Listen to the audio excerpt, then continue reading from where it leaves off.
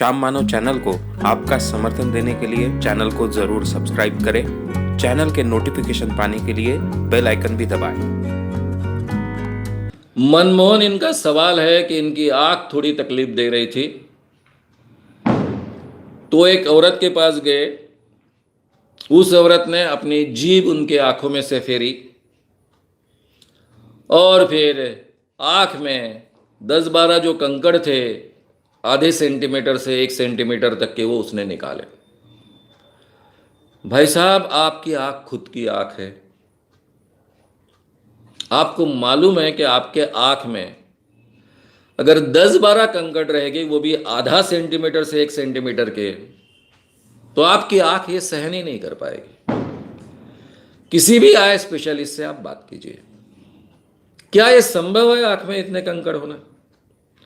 अरे एक छोटा सा कण जाता है, 2 सेंटर तो छोड़िए, उसका 1/4 हिस्सा होता है, तो भी हमारी आंख को कितनी तकलीफ होती है। आंख की यंत्रणा ही ऐसी होती है कि कोई वो चीज को स्वीकार नहीं पाती है।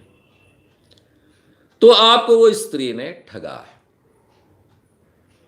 एक तो किसी को भी जीभ किसी की अपने आंखों में फेरने के लिए देना, यही गलत बात है। ये इन्फेक्शन के लिए प्रोन चीज हो गई। यानी आपने अपनी आंख को और ज्यादा डेंजर में डाला कि उनकी जीभ आपने फेरने दी अपने आंखों पर या फिर आंखों के अंदर। उन्होंने पहले से ही अपने जीभ के आसपास में कंकड़ रखे। मैं पूरी कॉन्फिडेंस के साथ कहता हूं, अनुभव के साथ कहता हूं, आह्वान देने के और लेने के तैयारी से कहता हूं कि उन्होंने पहले से ही अपने जीभ में कंकड़ रखे थे और वो निकाल कर आपको बताया आंख में इतने कंकड़ हो नहीं सकते। अब कई भानामती के किस्से हमने ढूंढी है। चावल आंखों में से निकलते हैं, यहां से लेकर के। अब कुछ लोग तकलीफ सहकर अपने आप को प्रूव करना चाहते हैं, तो ये आंखों की पलकों में चावल के दाने डाल देंगे। उसकी बहुत तकलीफ होती है आंखों को, लेकिन उनको सिद्ध करना होता है कि मेरे आंखों में अपने आप चावल के कंकड़ आते हैं। आप खुद सवाल पूछ रहे हैं, तो आपने तो अपने आंखों में कंकड़ नहीं डाले हैं, वो भी आधे सेंटीमीटर से 1 सेंटीमीटर के कंकड़। आंख ने तो सहन करना असंभव है। तो आपको उस स्त्री ने ठगा है। जो भी है वो ठग स्त्री है, इतना आप ध्यान में रखिए। नेक्स्ट। मेले में जो जादूगर होते हैं वो एक बच्चे को एक टोकरी में बंद करते हैं और बाद में उस बच्चे का सांप बन जाता है। ये कैसे होता है? विनोद मेघवाल। सीधी सी बात है, अभी मैंने आपके सामने पानी का रूपांतरण चॉकलेट में किया। सेम टेक्निक वो उपयोग में लाता है।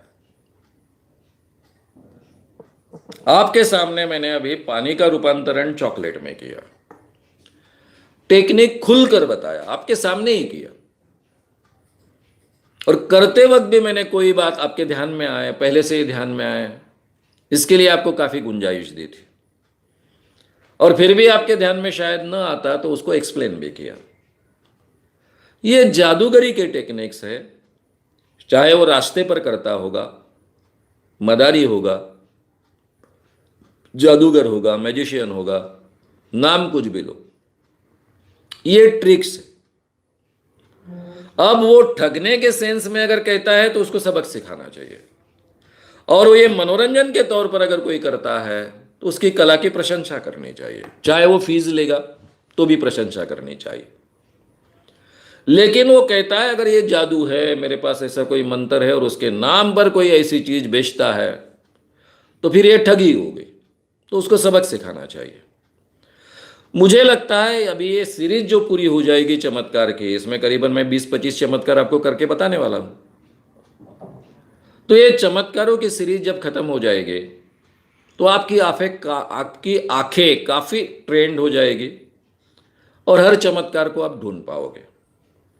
वैसे भी जादूगरों की ट्रिक्स आजकल, हालांकि नियम है जादूगरों के संस्था का, उनके क्लब का, जिसका मैं सदस्य रहा हूं एक जमाने में, कि उनकी ट्रिक्स कभी ओपन नहीं करनी है, और वो शर्त मैं हमेशा अमल में लाता हूं। मैक्सिमम जादूगरों की जो ट्रिक्स होती है, जिसके आधार पर उनका पूरा खेल चलता है, वो मैं ओपन नहीं करता हूं, मुझे समझ में आया तो भी। क्योंकि उन लोगों ने मुझे सिखाया है, समझाया है। आजकल इस इंटरनेट के जमाने में काफी जादूगरों ने अपनी ट्रिक्स ओपन की है, या फिर कुछ लोगों ने ओपन की है। मैं अपना एथिक्स अमल में लाता हूं, लेकिन ये चीजें अवेलेबल होती है, उनको आप ढूंढिए, स्टडी कीजिए, हर जादू को आप समझ पाएंगे। वो अगर बच्चा गायब करता है और वहां सांप लाता है तो सेम ट्रिक अमल में आती है। अब वो सांप जो होता है वो उनका मित्र होता है, बच्चों को आदत होती है उसके साथ खेलने की। एक टोकनी में दूसरी टोकनी, बच्चा नीचे चला जाता है। अब वहां पर टोकनी का उपयोग हो सकता है, वहां पर अब जमीन के अंदर छेद हो सकता है, कुछ भी हो सकता है। अलग कौन से प्रकार की वो ट्रिक है, अगर आप वीडियो उसका बताए तो पता चल जाएगा। अलग अलग ढंग से ये किया जा सकता है। अभी जूनियर पीसी सरकार तो पूरे स्टेज पर से हाथी गायब कर देता था। हाथी का बच्चा कितना बड़ा होता है। वहां पर से इंसान गायब करना तो करीबन हर हर जादूगर करता है। तो ये ट्रिक है, मैंने जो आपको बताई उस ढंग से की जा सकती है। वहां पर जाने के लिए जगह हो सकती है, अलग अलग तरीके से ये ट्रिक की जा सकती है। नेक्स्ट,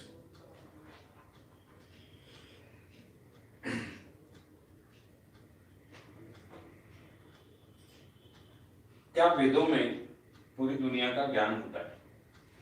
कुणाल कुणाल भगत। कुणाल भगत, क्या वेदों में पूरी दुनिया का ज्ञान होता है? आप किस जमाने में ये सवाल पूछ रहे हो?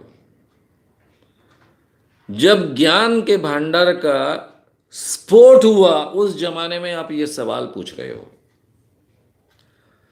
आज आपके पास में पूरे विश्व का ज्ञान का भंडार पड़ा है जो ओपन है, एक क्लिक पर आपको अवेलेबल होता है। वेदों का कालावधि 5000 साल से लेकर 3500 साल पहले का माना जाता है। आचार्य दादा धर्माधिकारी बहुत विद्वान गृहस्थ थे। वे हमेशा कहते थे कि हमेशा आगे की जनरेशन पूरे पुराने जनरेशन के कंधे पर खड़ी होती है। इसलिए पुरानी जनरेशन से हमेशा ज्ञान के क्षेत्र में आगे की जनरेशन को ज्यादा जानकारी होती है, क्योंकि वो कंधे पर खड़ी है तो उसको ज्यादा दूर का दिखता है। ये ज्ञान के बारे में कह रहे हैं, व्यक्ति के बारे में नहीं कह रहे। हमारा ज्ञान का दायरा बहुत बढ़ते जाता है। वेद इजीली अवेलेबल है, इंटरनेट पर भी अवेलेबल है। संस्कृत मुझे भी नहीं आती है, शायद आपको भी नहीं आती होगी। हिंदी में पढ़िए, मराठी में पढ़िए, सॉरी, आपकी जो भी लैंग्वेज होगी उसमें आप पढ़ सकते हो। आपको पता चलेगा कि इसमें कोई ऐसा अद्वितीय ज्ञान नहीं है। उस जमाने में 3500 साल पहले, 5000 साल पहले उन लोगों को इतना अच्छा ज्ञान था, इसके बारे में अवश्य हमें अभिमान लगना चाहिए, उनकी तारीफ भी करनी चाहिए। लेकिन उस ज्ञान को काल की मर्यादा है। ये काल की मर्यादा हमारे ध्यान में आती है, और बहुत बड़े कुछ है नहीं। आप जितना 10वीं क्लास में अभ्यास करते हो उससे भी 4 वेद कम समय में, उसके लिए जितना अभ्यास 10वीं क्लास में आपको करना पड़ता है, 10वीं क्लास की मैं बात कर रहा हूं, 12वीं की नहीं कर रहा हूं, उससे कम समय में आप 4 वेद पढ़ सकते हो और उनको समझ सकते हो। आज के जमाने में इजीली अवेलेबल है, पढ़ डालिए, आपके ध्यान में आएगा। उस जमाने में यह ज्ञान था, इसका अभिमान डेफिनेटली लगेगा। लेकिन आज की जमाने की तुलना में वो ज्ञान बहुत ही कम है, ये भी आपके ध्यान में आएगा। मुझे लगता है अभी इतना ही आवश्यक है। मैं चारों वेद एक बार विस्तार से लेने वाला हूं, उसका भी सीरीज लेने वाला हूं, क्योंकि मुझे मालूम है आज के ज़माने में उसकी बहुत आवश्यकता है। इसलिए मैं जैसे सावरकर बहुत विस्तार से ले रहा हूं, उसमें काफ़ी हिस्से आ रहे हैं। इसके बावजूद मैं स्वतंत्र रूप से चारों वेद लेने वाला हूं।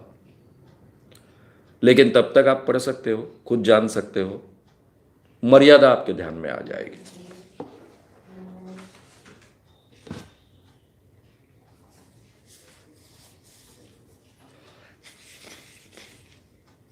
हमारे गुरुदेव शक्तिपुत्र महाराज सूक्ष्म शरीर को उनकी सूक्ष्म शरीर की शक्ति विज्ञान से चेक करने के लिए तैयार है, तो क्या आप इस चैलेंज के लिए तैयार हैं?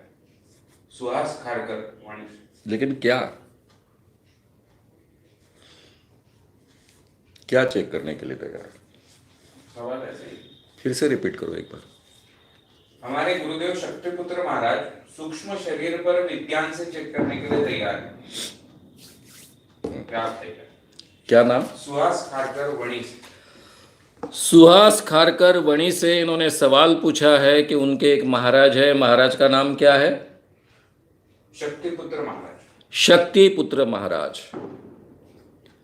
उनमें जो सूक्ष्म देह है उसका परीक्षण करने के लिए वो तैयार है।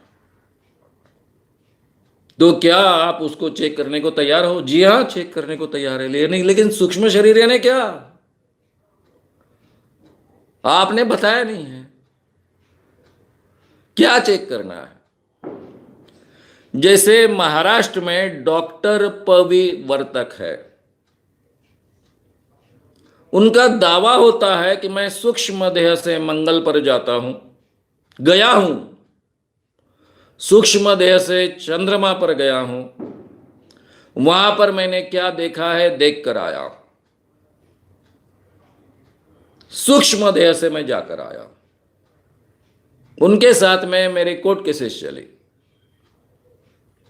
हर कोर्ट केस में मैं आर्ग्यूमेंट करता था, जाहिर तरीके से आह्वान देते आया हूं, भाई डॉक्टर पविवर्तक जी, आप क्यों मंगल ग्रह पर जाते हो, क्यों चांद पर जाते हो? ये कोर्ट की बाजू की जो रूम है उस रूम में जाकर बताइए।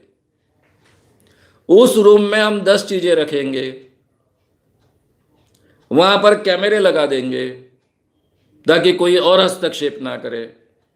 उस रूम में केवल कैमरे होंगे, कोई व्यक्ति नहीं होगा। आप उस रूम में सूक्ष्म देह से जाइए, 10 की 10 चीजें देखिए। अगर 10 चीजें आपको याद रखना संभव नहीं है तो मैं आपको स्टडी टेक्निक है वो सिखाऊंगा कि 10 की 10 चीजें क्रम से कैसे याद रखें।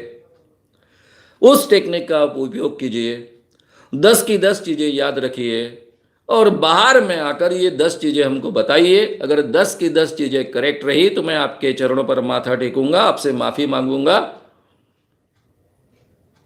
और आप अगर बता नहीं पाए तो आपको ठग है कर घोषित करूंगा। हमारी 3 कोर्ट केसेस चली, लेकिन एक भी बार ये आदमी डॉक्टर पविवर्तक ये आह्वान स्वीकारने को तैयार नहीं। जज के सामने कहता है कि यह आध्यात्मिक चीज है, ये लोग क्या समझेंगे, यानी जज को भी कोई अक्ल नहीं। अब ऐसे को क्या जांचे? दूसरे का नाम लूंगा मैं, ये भी डॉक्टर है, डॉक्टर JB आठवले।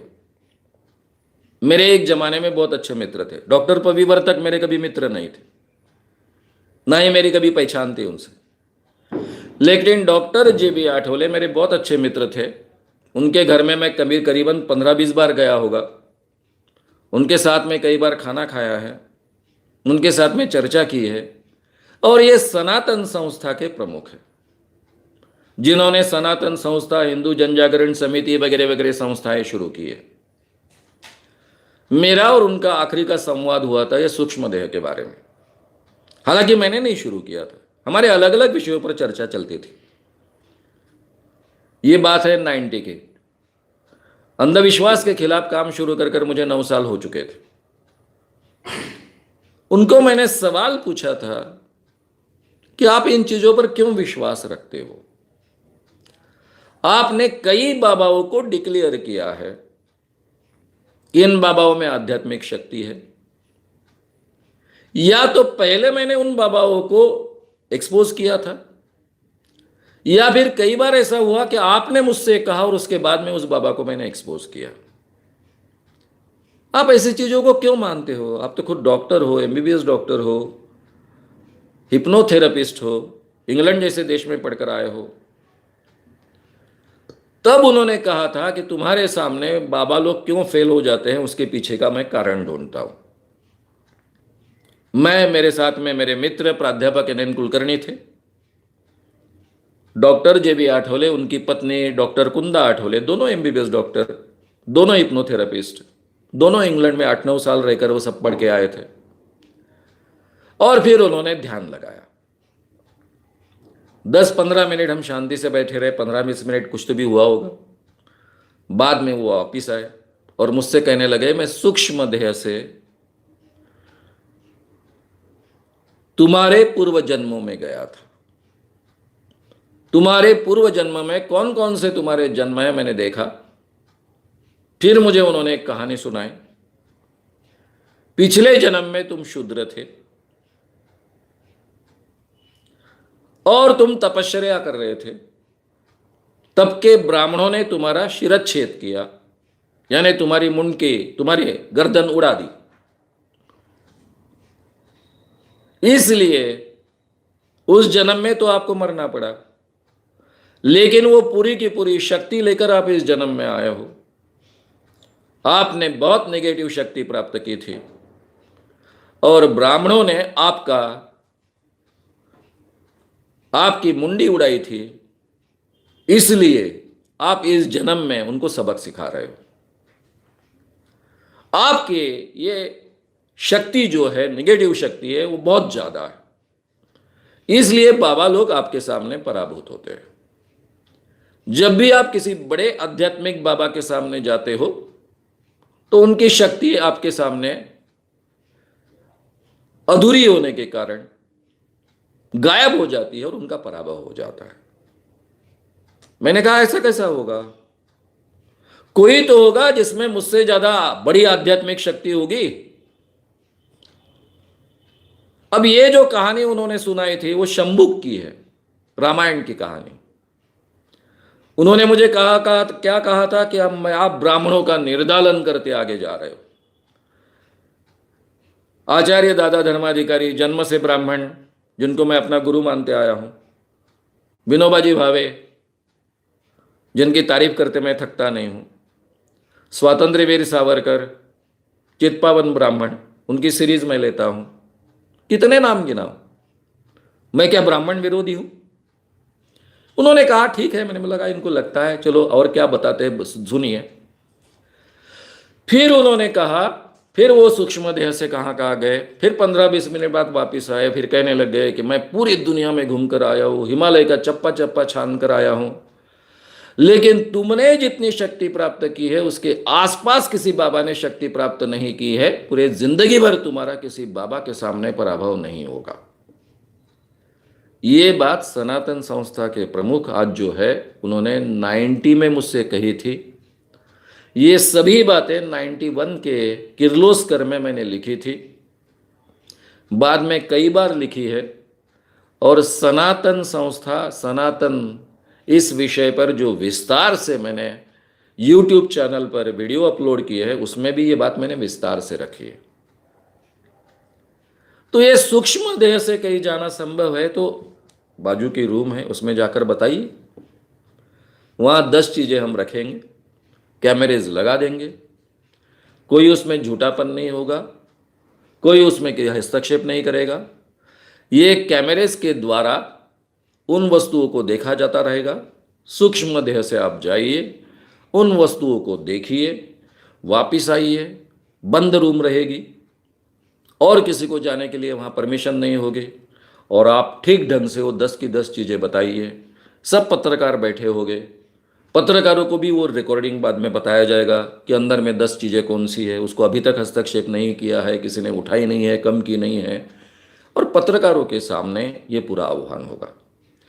तो आपको गुरुजी को कहिए, अगर आपके गुरुजी तैयार है आह्वान स्वीकारने के लिए तो 25 लाख रुपए का प्राइज मिलेगा उनको, लेकिन 2 बार वो रिपीट करना पड़ेगा। पहली बार में गलती की गुंजाइश हो सकती है, इसलिए ये रखा गया है, क्योंकि ये फ्रॉड एंड प्रूफ कंडीशंस के अंदर होता है।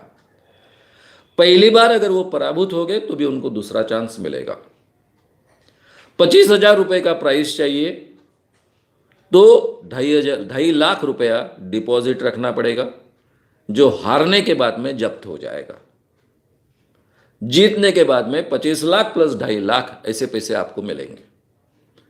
अगर प्राइज नहीं लेना है तो भी खर्चा बड़ा होता है इसका पूरा, तो वो खर्चा देने की तैयारी, आप भक्त हो तो आप जिम्मेदारी लीजिए कि खर्चा आप उठाएंगे। और ये आह्वान ये बाबा कब स्वीकारने के लिए तैयार है, इसकी जानकारी हमको दीजिए। बाकी मेरा सूक्ष्म देह है, अंदर में है, तुमको दिखता नहीं है, ये जो फालतू की बातें की जाती है, तुमको महसूस करने के लिए तुम में क्षमता चाहिए, ये बातें आपके सामने वो करे, हमारे सामने ना करे। मेरा अध्यात्म का बहुत गहरा अध्ययन है, इसीलिए इतने बड़े बड़े बाबाओं को मैं एक्सपोज कर पाया हूँ आज तक। और मैंने सही आध्यात्मिक पुरुष बहुत नज़दीक से देखे हैं, विनोबा जैसे योगी को देखा है, वो कभी दावा नहीं करते थे इन चीज़ों का।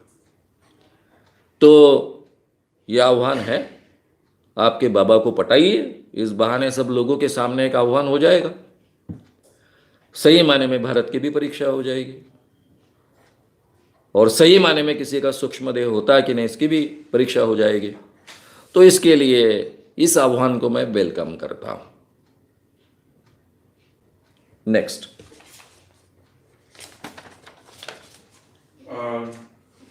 जो क्रिश्चियन पादरी होते हैं, यानी उनका जो हीलिंग की सभाएं होती हैं, उसमें लोगों को बिना टच किए कैसे गिरा देते हैं।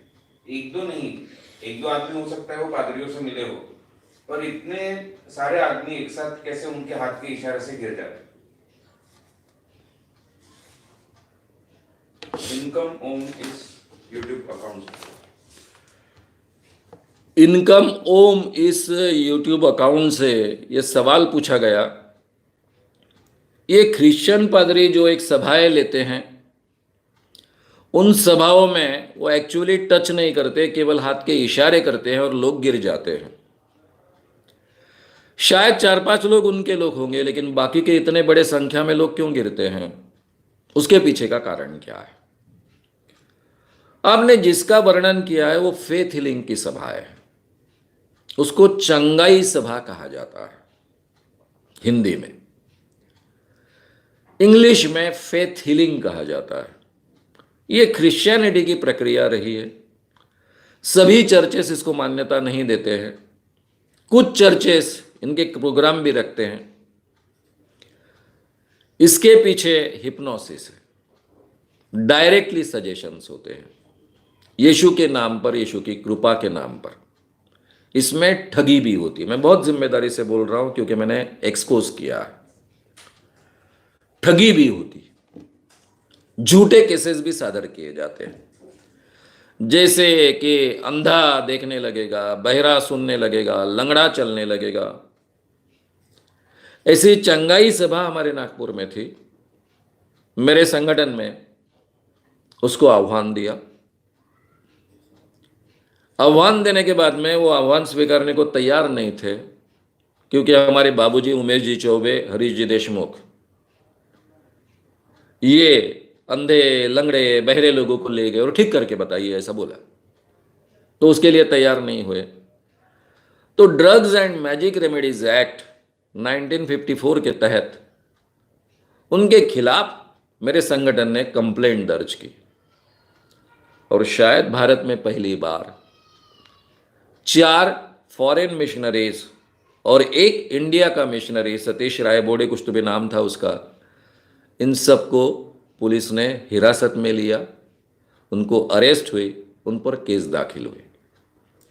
जो 4 फॉरेन मिशनरीज थे वो बोले हम कितने देशों में घूम रहे हैं, लेकिन हमको पता भी नहीं कि इस ढंग का कोई कानून भारत में हो सकता है। पहली बार ऐसा कुछ हुआ है। मुंबई में मॉरिस सेरिल्लो के खिलाफ इसी दावे के लिए हमने एक पुलिस केस गुजरी थी। मंत्रालय नजदीक था, पुलिस पर मंत्रालय से प्रेशर आया, कमिश्नर साहब ने मुझे धीरे से कह दिया कि एक्शन लेना मुश्किल है, तो हमने हाईकोर्ट को मूव किया था। हाईकोर्ट ने आदेश देने के बाद में उसको पुलिस ने, मुंबई के पुलिस ने उनको भगा दिया, लेकिन उसका कार्यक्रम अधूरा छोड़कर मॉरिस सेरिल्लो को जाना पड़ा। और ये प्रोग्राम तो दादर का जो सबसे बड़ा मैदान है, जहाँ शिवसेना की हमेशा सभा होती है, उस मैदान में हुआ था। 10,000 लोग इकट्ठा होते थे। अब इसमें ये जो सवाल है आपका,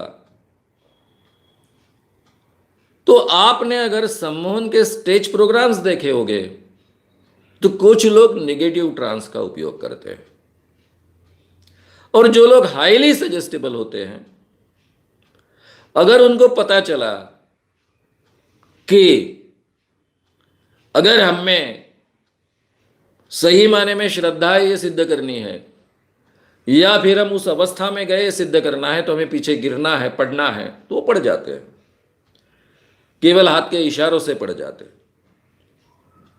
तो ये सजेशन स्वीकारना कुछ लोगों के लिए संभव है, लेकिन मैं देखकर बता सकता हूं कि ये ढोंग चल रहा है कि सही में कोई सजेशन स्वीकार रहे हैं। क्योंकि सम्मोहन मैंने डीप ट्रांस में डालकर 4-5 हज़ार लोगों पर प्रयोग किए हैं। सी कोर्स में अभी भी मैं सिखाता हूँ किस ढंग से ये किया जाता है, इसलिए मैं उसको जानता हूँ। तो आप जो कह रहे हो ये संभव है कि एक बार उस ढंग का वातावरण तैयार हुआ, कुछ लोग बहुत हाईली सजेस्टेबल होते हैं और धार्मिक लोग बहुत हाईली सजेस्टेबल होते हैं, उस वातावरण में उनकी सजेस्टिबिलिटी बहुत बढ़ जाती है, यानी सूचना स्वीकारने की क्षमता यानी सजेस्टिबिलिटी बढ़ जाती है।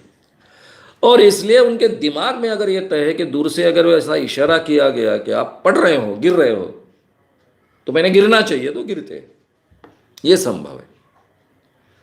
लेकिन ये हमेशा सही में होता होगा ऐसा मत मानिए, इसमें ढोंग की बातें बहुत होती है, और इसलिए काफ़ी चर्चेस इन लोगों को एंटरटेन नहीं करते हैं कि वो ये ढंग की ठगी नहीं चाहते हैं। फेथ हीलिंग की प्रक्रिया में साइंस डेफिनेटली है, क्योंकि श्रद्धा प्रक्रिया के द्वारा जो हम सजेशन स्वीकारते हैं, काफ़ी बीमारियों पर उसका असर होता है। उसके बारे में मैंने कई बार विस्तार से कहा है, फिर से अभी रिपीट करने की ज़रूरत नहीं है।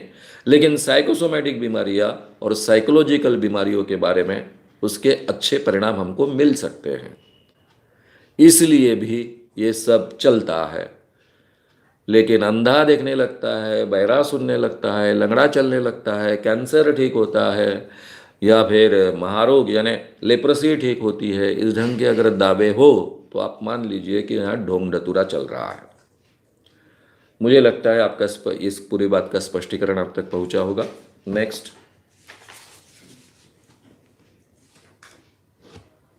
कोजागिरी पूर्णिमा को दूध जो चांद की रोशनी में उबालते हैं, क्या उससे कोई फायदा होता है? वैसा ही सवाल है, नवरात्र के बाद जो शारदीय पूर्णिमा आती है, यानी वही कोजागिरी पूर्णिमा आती है शायद, उस दिन चांद की रोशनी में खड़े रहना या दूध खुली चांदनी में दूध बनाना या खीर बनाना, क्या इससे कोई फायदा होता है? पीयूष मेश्राम, खिंगरजी जडेजा। पीयूष मेश्राम और खिंगरजी जडेजा, इन्होंने सवाल पूछा है कि ये जो हम पूर्णिमा के दिन दूध पीते हैं, तो इस दूध में, खीर में, ऐसी कोई चीज़ों में पूर्णिमा के, खास कोजागिरी पूर्णिमा के किरणों का कोई परिणाम होता है? भाई साहब, पूर्णिमा के किरण अलग से तो कुछ होते नहीं है। आप सबको पता है, बहुत अच्छे ढंग से पता है कि चांद हमारे लिए आईने जैसा काम करता है। सूरज की रोशनी चांद पर पड़ती है और सूरज की किरणें हम तक पहुंचती है। अब सूरज की किरणों पर हम पर परिणाम होता कि नहीं होता है? हमको क्या क्या विटामिन मिलते हैं, डी से लेकर सब हमको पता है। हमारे जीवन के लिए कितना आवश्यक है हमको पता है। ये किरणें ज्यादा हुई तो क्या होता है ये भी हमको पता है। जो लोग 48 डिग्री में रहते हैं धूपकाले में, नागपुर जैसे, राजस्थान के कुछ हिस्से जैसे लोग, उनको भी पता है कि सूरज क्या करता है। तो ये किरणों का हम पर परिणाम होता है। लेकिन खास कोजागिरी पूर्णिमा के दिन जो किरण आते हैं वो कई अलग से खास होते हैं, इसकी गुंजाइश नहीं है। पूर्णिमा के दिन ज्यादा किरण आएंगे। हमारे यहां पूर्णिमा होती है, बाकी जगह वो पूर्णिमा नहीं होती है, क्योंकि बाकी जगह अलग एंगल होता है चांद का, वहां चांद अलग से दिखाई देगा। तो हमारे यहां जब पूर्णिमा होगी तो पूरा का पूरा आईना रिफ्लेक्ट होगा। पूर्णिमा नहीं होगी उन दिनों में अधूरा आईना रिफ्लेक्ट होगा। अमावस्या के दिन उल्टी दिशा होती है चांद की, इसलिए आईना रिफ्लेक्ट नहीं होता है, सूरज की किरणें आती है। तो हर पूर्णिमा में करीबन सेम किरणें रहेगी। इसलिए कोजागिरी पूर्णिमा में कोई विशेष किरणें हैं और उसके हमारे शरीर को और बाकी इन चीजों को फायदा मिलता है, इन बातों में कोई भी वैज्ञानिक तथ्य नहीं है, सत्य नहीं है। लेकिन हमें मानसिक आनंद मिलता है कि नहीं? डेफिनेटली मिलता है। चांद जैसा मुखड़ा, हमको आनंद मिलता है कि नहीं मिलता है? हम तुलना ही करते हैं सुंदर चेहरे के चांद जैसे मुखड़े से।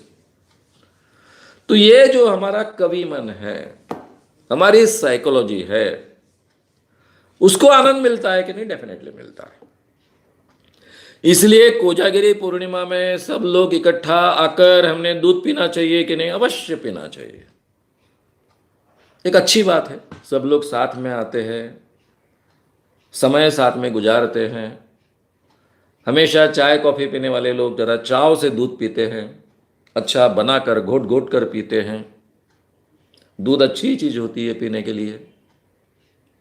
यहां तक ये बातें समर्थनीय है, इसका स्वागत करना चाहिए, क्योंकि इंसान उत्सव प्रिय है। इकट्ठा आने के लिए हमें कुछ चीजें चाहिए, लेकिन उसके पीछे ये जो सब बातें हम कहते हैं कि उस दिन दूध पिए तो ऐसा होता है, वैसा होता है, वैसा होता है, इन चीजों को कोई वैज्ञानिक आधार नहीं। करीबन हर अमावस्या के दिन तुमको उसी ढंग से दूध मिलेगा। किरणों का कोई परिणाम होता कि नहीं? गुंजाइश नहीं है। रिफ्लेक्टेड ये किरण है, उसके कोई अलग से बहुत अच्छे परिणाम मिलेंगे बगैर इसकी कोई गुंजाइश नहीं है। हालांकि चांद को सूरज की किरणें जाकर रिफ्लेक्ट होकर आती है, उससे डायरेक्ट किरणें तो हम हमेशा सहन करते हैं, हमेशा लेते हैं। उसके क्या उपयोग है मैंने आपके सामने ऑलरेडी बताया, आपको मुझसे ज़्यादा पता होगा, तो उसके बारे में तो कोई डाउट नहीं है। लेकिन कोजागिरी पूर्णिमा के किरणों का कोई अलग से हमें परिणाम मिलता है, इसमें कोई वैज्ञानिक सत्य या तथ्य नहीं है।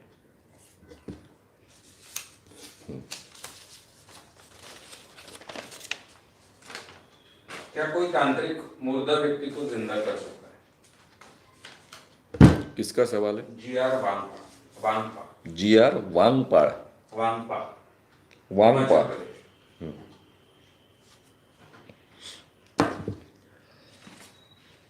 जी.आर. वांगपा, हिमाचल प्रदेश। इनका सवाल है कि क्या कोई व्यक्ति तांत्रिक मुर्दा व्यक्ति को जिंदा कर सकता है क्या? मुझे लगता है ये सवाल आपने पूछा तो आपको पता है कि ऐसा कोई जिंदा नहीं कर सकता है।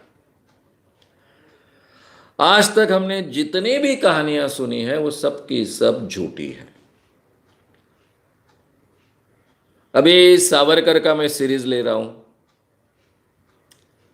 कई संतों के उदाहरण उन्होंने दिए कि इस व्यक्ति ने मरे हुए इंसान को जिंदा किया। करीबन हर संत के साथ में जोड़ा जाता है।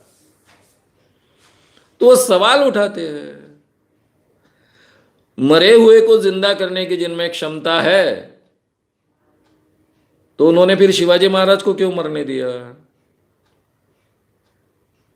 शिवाजी महाराज को जो रोग हुआ था, मरने के बाद क्यों नहीं जिंदा किया? एक आम इंसान को जिंदा करते हैं, और जिनकी देश को आवश्यकता है, समाज को आवश्यकता है, उनको नहीं जिंदा कर पाते। फिर ये मुस्लिम आक्रमण क्यों होने दिया? इतनी शक्ति थी तो। फिर वो विजयनगर के राजाओं को क्यों ऐसे मरने दिया? देवगिरी के साम्राज्य को क्यों नष्ट होने दिया? सभी इतने बड़े बड़े संत थे। ऐसे कई सवाल वो उठाते। इन शॉर्ट, इस दुनिया में कोई भी मरे हुए इंसान को जिंदा नहीं कर सकता है। मरने की व्याख्या केवल बदल चुकी है। पहले हम मानते थे कि एक बार हमारे हृदय के ठोके जो होते हैं, टिक टिक जो होती है, स्पंदन जो होते हैं, ये हमारे हार्ट के अगर स्पंदन बंद हो गए तो इंसान मर गया। अब हार्ट के स्पंदन जानने के दो तरीके हम यहां पर हाथ रखकर नाड़ी के द्वारा जान सकते हैं, स्टेथोस्कोप लगाकर जान सकते हैं। एक बार हृदय बंद गिर गया तो आदमी मर गया। यह हमारी पुरानी व्याख्या है। आगे चलकर यह व्याख्या बदल गई। पीटर सेलर्स नाम का एक बहुत ही प्रसिद्ध एक्टर है, डायरेक्टर है, प्रोड्यूसर है। इसने बहुत अच्छे अच्छे मूवीज दुनिया को दिए, साइलेंट मूवी से लेकर तो द पार्टी नाम के मूवी तक। द पार्टी बहुत ही सुंदर मूवी है, शुरुआत से आखिरी तक हम हंस हंस कर लोटपोट हो जाते हैं। यह आदमी अपने जीवन में कई बार मरा है, 20 बार से ज्यादा बार मरा है। अमेरिका जैसे देश में बहुत बड़ा आर्टिस्ट, बहुत बड़ा डायरेक्टर, प्रोड्यूसर, पहली बार जब उसका हार्ट फेल हुआ तो उसको तुरंत हॉस्पिटल की ट्रीटमेंट मिली। इंसान का हार्ट बंद होने के बाद भी उसके सामने 4 मिनट का समय होता है, क्योंकि हमारे ब्लड सर्कुलेशन की जो यंत्रणा है वो पूरी तरह से क्लॉट नहीं होती है। इसलिए हमारा ब्रेन जिंदा रहता है 4 मिनट तक मरने के बाद में, हार्ट बंद पड़ने के बाद में। ये 4 मिनट के पहले अगर हार्ट केवल पंप है और कुछ नहीं है, इस हार्ट को अगर फिर से पंप किया जाए तो हमारा ब्लड सर्कुलेशन शुरू होता है। ब्रेन तो मरा हुआ नहीं होता है, क्योंकि जब तक हमारा ब्लड क्लॉट नहीं हुआ है और उसके पहले, पूरी तरह से क्लॉट होने के पहले अगर सर्कुलेशन शुरू होता है तो फिर से ब्रेन काम करने लगता है। पहली बार ही पता चल गया था कि इसका हार्ट बहुत वीक है। उन दिनों में हार्ट के बारे में इतने आगे हम बढ़े नहीं थे, यानी हमारा मेडिकल साइंस इतना आगे नहीं बढ़ा था। इसलिए उसके साथ में एक रात दिन मेडिकल वैन रखी जाती थी। जब भी उसका हार्ट बंद करता, उसको तुरंत वो डॉक्टर उसका हार्ट पंप करना शुरू कर देते, वो जिंदा होता। ऐसा कुछ तो भी 24 बार या 25 बार वो जिंदा हुआ। और उसके बाद में शायद 24th या 25th बार उसका हार्ट फिर से पंप करना संभव नहीं था, इतना रैप्चर हो चुका था, तो आखिरी में मर गया। यह उदाहरण बहुत प्रसिद्ध है, क्योंकि एक बहुत प्रसिद्ध व्यक्ति का उदाहरण है। बहुत चर्चा होती थी कि उसके साथ में मेडिकल वैन चल रही है, डॉक्टर रात दिन साथ में है, कब इसका हार्ट बंद गिरेगा कभी गारंटी नहीं है। और ये हार्ट बंद करने के किस्से के बाद में भी उसने बहुत अच्छे अच्छे सुंदर सिनेमा इस दुनिया को दिए। तो हमारी व्याख्या अब बदल गई है। मेरे कई सर्जन मित्र हैं जो ऑपरेशन करते करते कई अनुभव सुनाते हैं, कहते हैं कभी कभी गलती हो जाती है, कुछ तो भी हो जाता है, इंसान मर जाता है, ऑपरेशन टेबल पर ही मरता है, हम फिर से हार्ट शुरू कर देते हैं। अभी बहुत साइंस आगे बढ़ गया है। करीबन हर सर्जन ने अनुभव लिया होता है कि जब वो ऑपरेशन करता है उस समय में किसी का हार्ट बंद हो जाए, लेकिन उनको कॉन्फिडेंस होता है कि पहले 4 मिनट हमारे हाथ में है, ये 4 मिनट में अगर फिर से पंपिंग शुरू हो गया तो ज़्यादा इंसान का बिगड़ता नहीं है। जितना कम समय में शुरू करेंगे उतना ज़्यादा अच्छा है। तो हमारी आज की मृत्यु की व्याख्या बदल गई, यहाँ तक ठीक है। लेकिन इंसान का पंपिंग बंद हो गया, 4 मिनट गुजर गए, उसका ब्रेन डेड हो गया और कुछ घंटों बाद उसको जिंदा कर दिया, ये तो संभव नहीं है। अब ऐसे कुछ किस्से सच हो सकते हैं। कैसे? इंसान मर गया, लगा लोगों को, उसकी नाड़ी नहीं मिली। अब देखेंगे तो आम आदमी क्या देखेंगे? किसी डॉक्टर ने उसको नहीं जांचा, या फिर डॉक्टर ही गधा था, उसने ठीक ढंग से नहीं जांचा और इसलिए उसको डेड घोषित कर दिया। लेकिन वो केवल बेहोश था, पूरी तरह से मरा नहीं था, और फिर वो जाग जाता है। ऐसे अपवाद किससे हो सकते हैं? लेकिन एक बार ठीक ढंग से जांच हो जाए और इंसान का हार्ट भी डेड हो गया है और ब्रेन भी डेड हो गया, उसके बाद कोई जिंदा नहीं कर सकता है। ऐसी केसेस काफी हुई है, विदर्भ में हुई है। मांत्रिक जिंदा करने वाला था, मांत्रिक जिंदा करने वाला था, बड़ा बवाल हुआ। मरे हुए को सांप ने काटा था, उसको जलाने नहीं दे रहे थे। आखिरी में पुलिस ने हस्तक्षेप किया और उसको जलवाया। वो मांत्रिक को बाद में पुलिस ने पकड़ा भी। तो ये तो पॉसिबल नहीं है, ये कपोल कल्पित कल्पनाएं हैं। और हर धर्म में, हर धर्म ग्रंथ में ये कल्पनाएं आपको मिलती है कि इंसान को जिंदा किया, मरे हुए इंसान को जिंदा किया।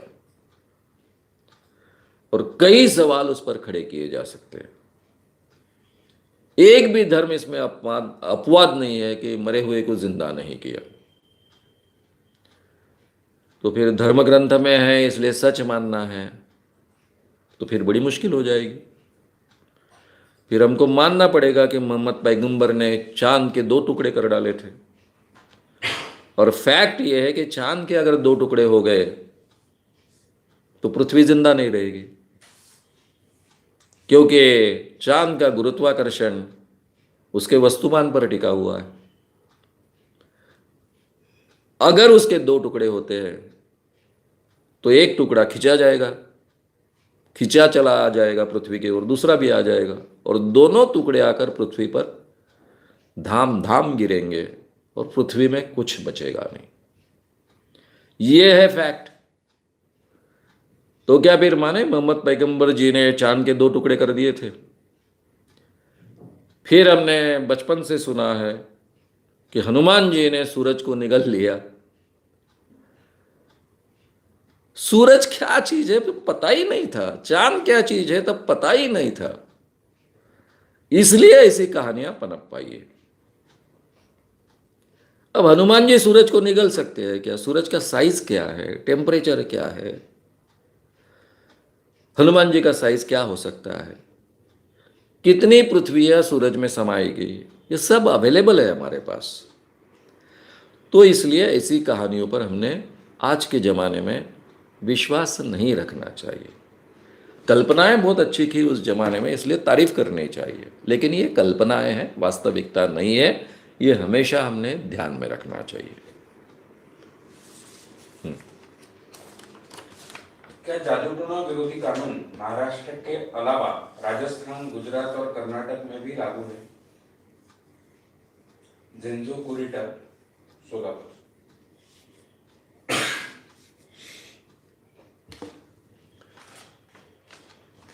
झेंजो कुरिटा, सोलापुर। इनका सवाल है कि क्या महाराष्ट्र जादू टोना विरोधी कानून कर्नाटक में, गुजरात में और राजस्थान में भी लागू है? अब आपने सवाल खड़ा किया तो मैं सोच रहा हूं, मेरी जानकारी के अनुसार गुजरात में यह कानून नहीं है, राजस्थान में भी यह कानून नहीं है। इस जैसा कानून कर्नाटक में बना, लेकिन वो ये कानून नहीं है। अब इसमें से कितने प्रावधान उसमें आए हैं, कितने प्रावधान नहीं आए हैं, इसकी बारीकियां मैं नहीं जानता हूं, लेकिन इस ढंग का कानून बनने की कोशिश हुई, वो बना, यहां तक मुझे जानकारी है। छत्तीसगढ़ में टोटका टोनही कानून बना, उसमें हम ही लोगों का थोड़ा बहुत प्रोत्साहन रहा है। वहां के एक डीजी थे जो बहुत इंटरेस्टेड थे इस काम में, पुलिस के। उन्होंने हम लोगों को, नागपुर और छत्तीसगढ़ नज़दीक आता है इसलिए उनको इन्वॉल्व कर लिया था हमारे नागपुर के टीम को, और इस कारण वहाँ एक छोटा सा कानून बना है। वो 2005 में बना है, जब महाराष्ट्र में बन रहा था उन्हीं दिनों की बात है। बिहार में इस ढंग का कोई थोड़ा सा कानून है और उड़ीसा में है, लेकिन वहाँ किसी को पता भी नहीं कि ऐसा कोई कानून है। लेकिन इतना व्यापक, सर्वस्पर्शी, सभी विषयों को अंदर लेने वाला और इतनी कड़ी सजा होने वाला ये कानून केवल महाराष्ट्र में। इतना कड़ा, इतना व्यापक कानून दूसरे कोई प्रांत में नहीं है। अब सरकार बदल गई, सरकार ये कानून को अमल में ठीक ढंग से लाना नहीं चाहती है, इसलिए नहीं तो अगर पुरानी कांग्रेस की सरकार होती और वो इस कानून को जिस ढंग से अमल में ला सकती थी लाती, तो पूरे देश में इस कानून की चर्चा होती, क्योंकि उस कानून का प्रचार और प्रसार भी गुनाह तय होने के कारण उस कानून के अनुसार पूरे टीवी सुधर जाते, पूरे मीडिया सुधर जाते, पूरे सोशल मीडिया सुधर जाते। मैं ही उस समिति का सह-अध्यक्ष हूँ, सभी पर केसेस गुजरते और सबको सेट राइट होना पड़ता है, यानी जाने अनजाने में ये महाराष्ट्र का कानून पूरे भारत को लागू होता है। लेकिन बीच में सरकार बदल गई, सरकार कुछ करना नहीं चाहती है, क्योंकि वो अपने आप को बाबाओं की सरकार समझती है। तो इसलिए ये कानून केवल महाराष्ट्र तक सीमित है, और महाराष्ट्र में भी जो पुलिस अधिकारी खुद होकर कानून अमल में लाते हैं, कन्विंस होते हैं, तो अमल में आता है। हाँ, वहाँ सरकार हस्तक्षेप करते हुए एक भी केस में मुझे आज तक दिखी नहीं। तो इतना तो क्रेडिट आज के सरकार को मैं दे सकता हूँ कि कम से कम एक बार पुलिस ने एक्शन शुरू की तो वहाँ पर वो हस्तक्षेप नहीं करते हैं, इतना तो डेफिनेटली है। लेकिन खुद होकर सू मोटो एक्शन भी नहीं लेना चाहते, ये भी है। हाँ, नेक्स्ट।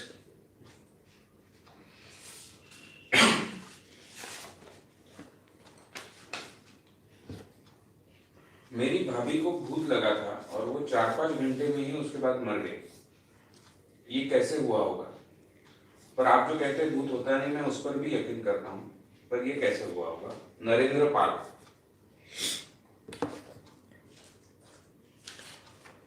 नरेंद्र पाल, इनका सवाल है कि उनकी भाभी को भूत लगा था और कुछ घंटों बाद वो मर गई थी, तो ये कैसे हुआ?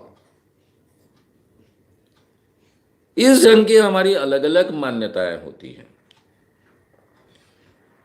मेरे घर में मेरी एक बुआ, वो जारण मारण प्रक्रिया से मारी गई, इस बात पर हमारा बहुत विश्वास था। जवान थी, शादी हुई थी, हमारे घर रहने को आई थी हमारे देहात में, और हमारे घर के बाजू में एक करनी करने वाली, टोटका करने वाली, जादू टोना करने वाली औरत रहती है, और उसने जारण मारण प्रक्रिया की और वो मरी। इस पर बचपन से मेरा बहुत विश्वास था, मेरे पूरे फैमिली का विश्वास था। वो आग आग चिल्लाती थी, उसके पेट में आग आग पड़ जाती थी, और फिर मेरे घर के सब लोगों का कहना था कि देखो देखो उसने अपने घर में जलाया, इसकी डॉल बनाई है, और इसकी जो गुड़िया बनाई है उसके आसपास वो आग लगाती है, इसको आग लगती है, और एक दिन वो मर गई। तो ये मेरी धारणा लंबे समय तक थी, यानी मुझ में पूरी तरह से बदलाव आने के पहले तक, 1980 तक, जबकि मैं तब तक 80 तक बड़ा पत्रकार बन चुका था, पूरे देश में घूमकर व्याख्यान देता था, इंग्लिश का प्रोफेसर रह चुका था, इसके बावजूद मेरा इन बातों पर विश्वास था। फिर बाद में मुझे इन सब विषयों की जानकारी मिलने के बाद में हमने केवल वो अंदाजा लगाया, ये मेरे ध्यान में आया। आपके भाभी के केस में भी यही हुआ है। इस दुनिया में भूत नहीं होता है। मैं कोई कहने वाला व्यक्ति नहीं, मुझे खुद को भूत लगा था, और इतने सालों से मैं टक्कर दे रहा हूं। कई लोगों ने मुझे भूत लगाने का बाद में प्रयास किया, मैंने चैलेंज स्वीकारे, सबका पराभव हुआ, कई केसेस मैंने बताई है। भूत तो होता नहीं है। हाँ, लोग बड़बड़ कर सकते हैं कि नहीं, बुदबुदा सकते हैं कि नहीं, थोड़ा सा पागल हुए, उनका अपने आप पर कंट्रोल नहीं, उस ढंग के व्यवहार कर सकते कि नहीं, ये हिस्टेरिक बिहेवियर होता है कि नहीं होता है, हिस्टीरिया होता है कि नहीं होता है। तो आपके सीधा हम सब जानते हैं कि जब हमारा टेम्परेचर बहुत बढ़ता है, हद से ज्यादा अगर बुखार आता है, तो कई इंसान बड़बड़ाते हैं, बुदबुदाते हैं, उनको अलग अलग भ्रम होते हैं, अलग अलग कल्पनाएं वो कहते रहते हैं। ये अनुभव तो सबको है, कम से कम जो थोड़ा बहुत शरीर विज्ञान के बारे में जानते हैं, डॉक्टरी के बारे में जानते हैं, उन सबको ये अनुभव होता है। तो आपके भाभी के बारे में शायद ऐसा हुआ हो, उनकी बहुत तबीयत बिगड़ गई हो, बुखार बहुत बढ़ गया हो, उस अवस्था में वो कुछ बुदबुदा रही हो, और उसको बाकी लोगों ने भूत समझ लिया हो, और फिर एक हद से अगर हमारा बुखार बढ़ता है तो क्या होता है आपको पता है। नेचुरली वो बुखार अगर उतारा नहीं गया है तो उस कारण भी जा सकते, कई कई कारण हो सकते हैं। पहले हार्ट अटैक आने के बाद में भूत के कारण मरा, वो मूठ मारने के कारण मरा। मूठ यानी मंत्र तंत्र की मूठ मारी जाती है, इस कारण इंसान मरता है। तो ये हार्ट अटैक के लोगों को यही समझते थे लोग, तब पता नहीं था कि ये हार्ट अटैक है। अब हमको पता है कि हार्ट अटैक क्या चीज है। तो मुझे लगता है इन चीजों की जांच होनी चाहिए। आप इतना ही ध्यान में रखिए, अगर कहीं इसके बाद किसी के बारे में ऐसा हो तो उसका पोस्टमार्टम करवाइएगा। हमें शंका है कर आप पोस्टमार्टम करवा सकते हो, और पोस्टमार्टम में सही कारण हमको मिल जाएगा। अभी आपके भाभी के बारे में तो ये हुआ नहीं होगा, इसलिए हमको सही कारण मालूम नहीं होगा, लेकिन आगे तो हम उसको ढूंढ सकते हैं। नेक्स्ट। बिहार में अंधविश्वास का बहुत भयानक वातावरण है, बहुत ज्यादा अंधविश्वास है, तो क्या आप उसके लिए कुछ कर सकते हैं, या इस काम में मैं कैसे मदद कर सकता हूँ? श्रीराम शाह। श्रीराम साहा इनका सवाल है कि बिहार में बहुत बड़े पैमाने पर अंधविश्वास है, तो क्या बिहार में ये अंधविश्वास दूर करने में आप कुछ कर सकते हो, या फिर मैं कुछ उसमें योगदान दे सकता हूं? आपने ये सवाल दोनों तरह से पूछा, इसलिए आपका बहुत बहुत मैं आभारी हूं। ये तो मैंने ही कुछ करना चाहिए ऐसा ही सब कहते हैं। मैंने बिहार का दौरा किया भी है। मेरे मित्र शुभमूर्ति और कल्पना शास्त्री बिहार में काम करते हैं, नॉन फिगर से। उन्होंने बहुत पहले की बात है, शायद 90s के आसपास की बात है, उन्होंने बिहार में एक दौरा रखा था और मैं अपनी पूरी टीम लेकर वहाँ पहुँचा था। कुछ उसमें मुंबई के लोग थे, कुछ नागपुर के लोग थे, और हमने 8-10 दिन का कुछ दौरा किया था। तब लालू प्रसाद जी यादव मुख्यमंत्री थे, उनसे भी मिला था। लालू जी से वैसे जयप्रकाश नारायण आंदोलन के कारण एक दूसरे को थोड़ा बहुत जानते थे, और कुमार यानी शुभमूर्ति जी वगैरह बच्चे एक दूसरे के पहचान के थे, इसलिए वर्धा से लोग आए। मैं वर्धा का जाना जाता हूँ, वर्धा से लोग आए हैं तो लेके आओ, इसलिए उनसे भी बातें हुई थी। उन्होंने कहा था भी ये काम बड़े पैमाने पर हम यहाँ करेंगे, लेकिन मेरी खुद की बहुत व्यस्तता, काम का बहुत लोड, और एक मानवीय मर्यादा, मेरे संगठन की भी मर्यादा, इसलिए हमने ज़्यादा कॉन्सेंट्रेट महाराष्ट्र में किया, गुजरात में थोड़ा किया, मध्य प्रदेश में थोड़ा किया, और गोवा में किया ज़्यादा। फिर 90 के बाद में मैंने थोड़ा समय अंधविश्वास के काम में और बाकी समय पर्सनालिटी डेवलपमेंट के काम में लगाया। इस कारण भी फिर बाहर के दौरे बहुत कम हुए, और अभी मैंने पूरा समय ये परमानेंट काम में लगा दिया है, यूट्यूब चैनल के काम में। यूट्यूब चैनल है, इंटरनेट है, बाकी सब है, जो भी सोशल मीडिया है, ताकि ये सभी विषय एक बार बहुत अच्छे ढंग से मैं अपलोड कर लूँ, ताकि आगे की पीढ़ियों के भी ये काम में आ जाए। इसलिए मैं इधर उधर भटकता नहीं हूँ, कोई भाषण के भी निमंत्रण नहीं लेता हूँ। इसलिए कम से कम 2 साल तो मेरे इसी काम में जाने वाले हैं, तब तक तो मैं बहुत कुछ करने वाला नहीं हूँ। लेकिन अलग अलग प्रांतों के लोग जुड़ते जा रहे हैं। जैसे आप अभी इच्छा व्यक्त कर रहे हो कि मैं कुछ करना चाहता हूँ, तो मेरा संगठन यानी मैं केवल अकेला नहीं हूँ, बहुत ट्रेंड लोग हैं, 20-20, 25-25, 30-30 सालों से, 35-35 सालों से काम करने वाले बहुत कार्यकर्ता हैं। अभी उनमें से कुछ रिटायर हो चुके हैं, उनके पास समय भी है, तो इसलिए उनके सहयोग से पूरे भारत में बहुत अच्छे ढंग से काम खड़ा कर सकते हैं। अभी यहाँ रुकते हैं। गुड नाइट, शुभ रात्रि, शुभ रात्रि, शुभ रात्रि। धन्यवाद। शाम मानव चैनल को आपका समर्थन देने के लिए चैनल को जरूर सब्सक्राइब करें। चैनल के नोटिफिकेशन पाने के लिए बेल आइकन भी दबाएं।